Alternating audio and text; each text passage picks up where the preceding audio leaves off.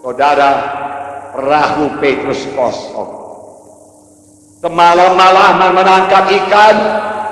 Petrus bukan nelayan yang tidak berpengalaman. Dia cukup berpengalaman dari kecil di Danau Galilea. Malam itu dia menangkap ikan. Sampai pagi tidak dapat apa-apa. Adakah saudara mengalami hal yang demikian? Keterpurukan dalam bisnis saudara. Jangan putus asa, saya katakan kepada saudara. Jangan anggap saudara terus gagal. Bangkit dari kegagalan saudara. Sekali gagal, apapun usaha saudara, bukan terus gagal. Saudara gagal karena saudara kerjakan sendiri. Saudara mau berhasil, kerjalah, bekerja samalah dengan Tuhan Yesus. Patuhilah firman Tuhan, praktekkan iman saudara. Amin. Saudara yang kekasih dalam nama Yesus, bangkit dari kegagalan, bangkit dari kemiskinan. Tuhan cinta kepada manusia ini. Tuhan tidak mau manusia jadi miskin. Jangan katakan Tuhan menetapkan saya jadi miskin. Manusia ini anak Tuhan, ciptaan Tuhan. Saya ini seorang bapa yang tidak begitu suci, bahkan tidak begitu rohani. Namun saya tidak suka anak saya miskin. Saya tidak suka anak saya kekurangan. Saya tidak suka anak saya berpakaian tidak layak. Tidak suka. Kalau kamu yang jahat tahu memberikan pemberian yang baik kepada anak-anakmu. Firman Tuhan berkata, apalagi Bapa di sorga, Dia akan memberikan pemberian yang lebih baik kepada anak-anaknya, termasuk saya, termasuk anak-anak saya, termasuk kita semua di sini. Oh, beri tempat bagi Yesus. Beri tepuk tangan. Kita mau mengerjakan perkara yang besar. Kenapa firman Tuhan? Petrus mendayung perahunya ke pantai. Hari masih subuh, kosong perahu. Capek, mau pulang, mau tidur, mau istirahat. Yesus datang. Petrus, pinjam perahu. Pinjam perahu. Petrus bisa menolak dan menerima. Kalau Petrus menolak, Tuhan cari perahu lain. Tuhan ini tidak pernah memaksa. Saudaraku, Petrus berkata silahkan. Kalau begitu Petrus kayuhkan jauh sedikit dari pantai. Dia kayuhkan. Dari situ Yesus mengajar orang banyak. Jalan keselamatan, keampunan, kelepasan dari dosa, menang atas setan, membuat hidup yang kekal dan lain sebagainya. Kemudian Yesus memperhatikan Petrus, mukanya murah.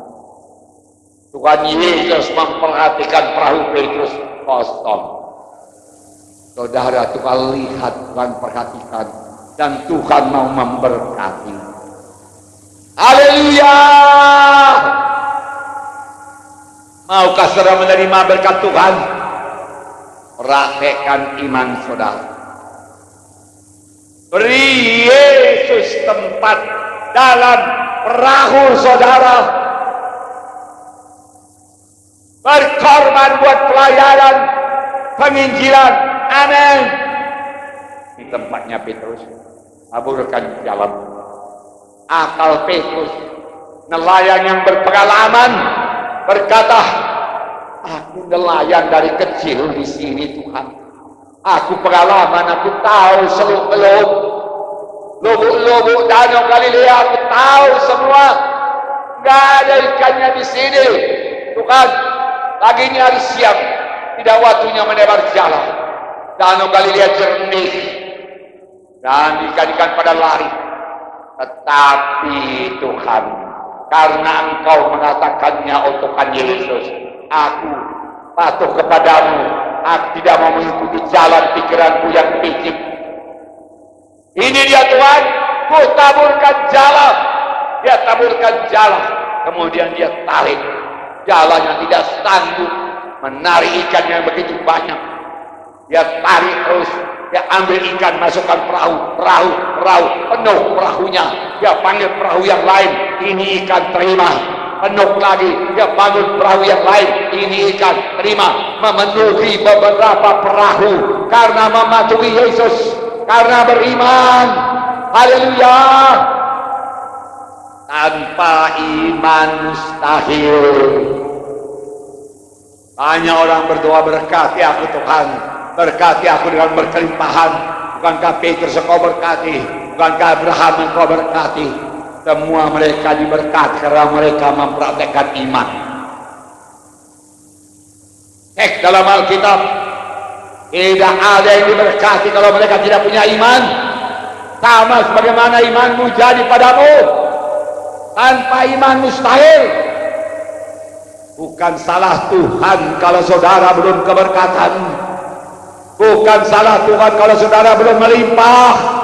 Coba cek taburan saudara. Coba cek apa yang saudara perbuat pada Tuhan.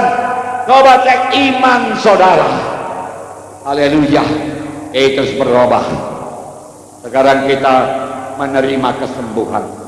Dengarkan firman Tuhan. Tidak sempat saya baca ayat, tapi saya sudah tahu ceritanya. Perempuan yang sakit 12 tahun, sudah menghabiskan hartanya, jadi dia sudah bangkrut. Berobat ke dokter, berobat ke tabib, habis semua hartanya. Dia mendengar cerita tentang Tuhan Yesus. Saudaraku, dia dengar cerita tentang Yesus, berita-berita tentang Tuhan Yesus yang berkata, semalam aku lihat orang buta disembuhkan Tuhan Yesus. Oh iya, aku melihat orang kusta lagi sembuh. 10 orang kusta benar-benar sembuh. Tuhan berkata, tunjukkan dirimu kepada imam-imam. Lalu dia pergi, lalu dia sembuh. Dia katakan, sembuh. Dia katakan sembuh. Kalau dia bertemu dengan Tuhan Yesus, dia mulai mempraktekkan imannya dengan sukacita. Kalau begitu, aku sembuh. Oh, Tuhan sudah berubah, Tuhan sudah berkuasa, aku sembuh. Firman Tuhan berkata, dia Jehovah Rafa, maka aku sembuh. Aku perlu datang pada Yesus. Kalau aku jamah saja, aku pasti sembuh. Tidak jadi aku mati walau aku sudah bangkrut, walau aku sudah lemas. Tidak jadi aku mati, aku sembuh. Dia cari Yesus, kelihatan dari jauh, dikerumuni orang. Saudaraku, perempuan yang sakit pendarahan pada waktu itu tidak boleh dekat kepada laki-laki.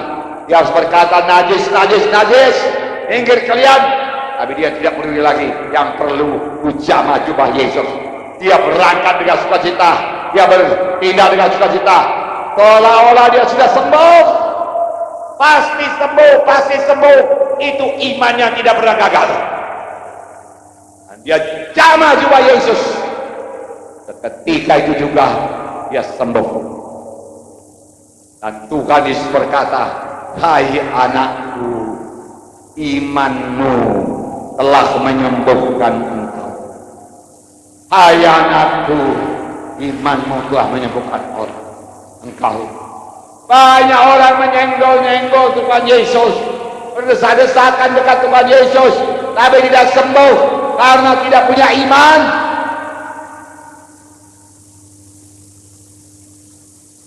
Banyak orang ke gereja tapi tidak menerima kuasa Tuhan. Yang perlu iman.